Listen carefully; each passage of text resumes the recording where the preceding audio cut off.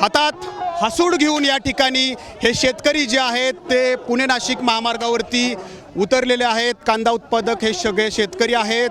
महाविकास आघाडीकडून हा महामोर्चा आयोजित करण्यात आलेला आहे आणि यामध्ये हे सगळे शेतकरी आता थेट पुणे नाशिक महामार्गाच्या दिशेने निघालेले आहेत। रास्ता रोको करण्याचा त्यांचा प्रयत्न आहे। पोलिसांचा मोठा फौजफाटा इथं आपल्याला पाहायला मिळतोय। हा हसूड जो आहे तो या ठिकाणी सरकारच्या विरोधात या ठिकाणी उगारला जातोय, कारण सरकारकडं वेळोवेळी या ठिकाणी कांद्याला हमीभाव द्यावा अशी मागणी जी आहे ती केली जाते।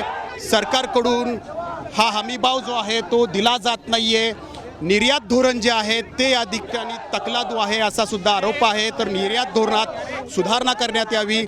नाफेडकडून जी खरेदी होतीये ती केवळ नाशिक जिल्ह्यामध्ये न करता ती राज्यभरात जिथं जिथं बाजार आहेत तिथं नाफेडद्वारेच खरेदी करावी असं या ठिकाणी मागण्या आहेत। आणि ह्याच मागण्या घेऊन आपण बघतोय की पोलिसांनी या ठिकाणी इथं बॅरिगेटिंग केलेलं आहे आणि या सगळ्या शेतकऱ्यांना अडवण्याचा प्रयत्न जो आहे तो आता पोलिसांकडून केला जातोय।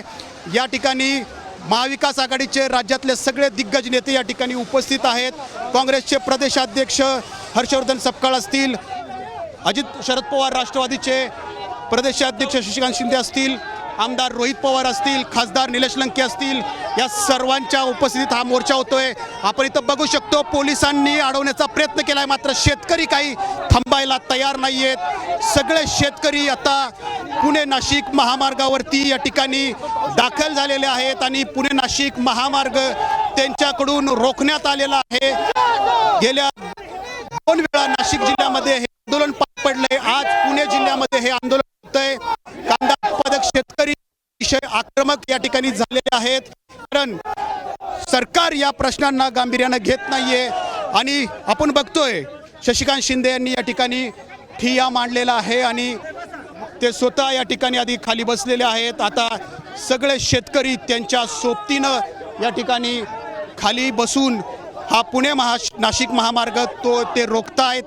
अतिशय आक्रमक पवित्रा जो आहे तो या ठिकाणी घेण्यात आलेला आहे आणि हे सगळे आंदोलक जे आहेत ते विविध मागण्या घेऊन या ठिकाणी उतरलेले आहेत आणि त्यांच्याकडून सरकारला लक्ष करण्याचे प्रयत्न जे आहेत ते होत आहेत। आपण बघू शकतो एकीकडे शेतकरी हसूडने जो आहे तो आवाज या ठिकाणी घेत आहेत आणि सगळे आजी माजी आमदार असतील। विशेष म्हणजे आता आपण इथं बघू शकतो की अजित पवारांच्या राष्ट्रवादीचे माजी आमदार अतुल बेनके सुद्धा या ठिकाणी आलेले आहेत। सत्तेत आहात तुम्ही, आंदोलनात उतरलेला आहे, खूप गंभीर प्रश्न आहे, सरकारला काय प्रश्न विचारताय? हे आंदोलन सगळ्या पक्षाचं आहे आणि म्हणून मी आज इथं आलेलो आहे। कांदा उत्पादक शेतकऱ्यांचे प्रश्न अत्यंत वाईट आहे, सरकारने त्यांना मदत केली पाहिजे हीच माझी भावना आहे। परंतु तुम्ही स्वतः सत्तेत आहात, तर तुम्ही कृषी मंत्र्यांना, तुमचेच कृषी मंत्री आहेत, त्यांना विचारलाय जाब कधी अशा अनुषंगाने? नाही, त्यांच्याशी आमची चर्चा झाली।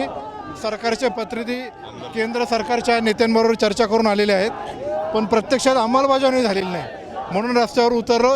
आणि हे फक्त ठराविक पक्षाचं नाही, सगळ्या पक्षाचं आंदोलन आहे अशी आमची जुन्नर अपयशी ठरते। सरकार पण अपयशी ठरते नाही, सरकार त्याची कृती त्यांनी केली पाहिजे आणि त्यातून शेतकऱ्यांना मदत केली पाहिजे, म्हणून आम्ही आज इथं आलो। सरकारनं कृती करायला हवी असं या ठिकाणी म्हणतायत। ट्रॅक्टर घेऊन या ठिकाणी आता उर्वरित महाविकास आघाडीचे नेते आलेले आहेत। थेट रास्ता रोको करताय तुम्ही?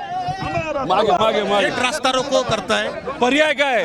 शेतकऱ्यासाठी आपल्याला रस्ता उतरावाच लागेल आणि शेतकऱ्यासाठी रस्त्यावर आपण नाही उतरलो तर हे सरकार झोपले नाही तर झोपायचं सोंग त्या ठिकाणी घेतलेलं आहे। या सरकारमधल्या नेत्यांना सामान्य लोकांचं काही घेणं नाही, त्यामुळे लोकांनी निर्णय घेतलाय या सिस्टमच्या विरोधात लढायचं असेल तर रस्त्यावर उतरावंच लागेल। परंतु नागरिकांना पण आपण वेटीस धरणं चुकीचं असणार आहे। हे बघा, नागरिक आपण तिथं सांगितलेलं आहे ॲम्ब्युलन्स असेल तर ॲम्ब्युलन्स सोडायची, कोणाला कुठली अडचण असेल तर लगेच सोडायची। कार्यकर्ते त्या ठिकाणी पुढे आणि मागे आहेत, त्यामुळे सामान्य लोकांना अडचण होणार आहे याची आणि सामान्य लोकांना तुम्ही विचारा, ते म्हणतील अरे इथल्या सामान्य लोकांना न्याय देण्यासाठी या महाराष्ट्रासाठी 10, 15, 20 मिनिटं 1-2 तास आम्हाला त्रास झाला तरी चालेल, पण महाराष्ट्रातला सामान्य लोकांना न्याय देण्यासाठी लढलाच पाहिजे। मंत्रिमंडळाचं लक्ष वेधण्यासाठीचा हा प्रयत्न आहे, बैठक होईपर्यंत हे चालू। बैठकीत काय करतात मला माहित नाही, बैठकीत ते जेव्हा चर्चा करतात तेव्हा हे कॉन्ट्रॅक्ट आणि ते कॉन्ट्रॅक्ट। आमचं म्हणणं जरा शेतकऱ्याच्या बाजूने निर्णय घेणं हे जास्त महत्त्वाचं आहे। आजच्या कॅबिनेटमध्ये आमच्या या शेतकऱ्यासाठी निर्णय घेणं महत्त्वाचं आहे। रोहित पवार या ठिकाणी रस्त्यावरती आलेले आहेत। बरोबरच इतर नेते सुद्धा जे आहेत ते रस्त्यावरती आहेत आणि ते सगळे या ठिकाणी रस्त्यावरती बसून सरकारचं लक्ष वेधण्याचा प्रयत्न करतायत. मंत्रिमंडळाची बैठक दुसरीकडं मुंबईमध्ये सुरू होणार आहे आणि त्यावेळेला हे सगळं आंदोलन या ठिकाणी होतंय.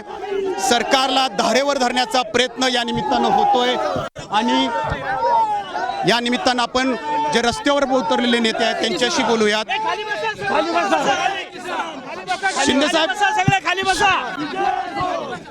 शिंदे साहेब थेट रस्त्यावर बसताय तुम्ही आता.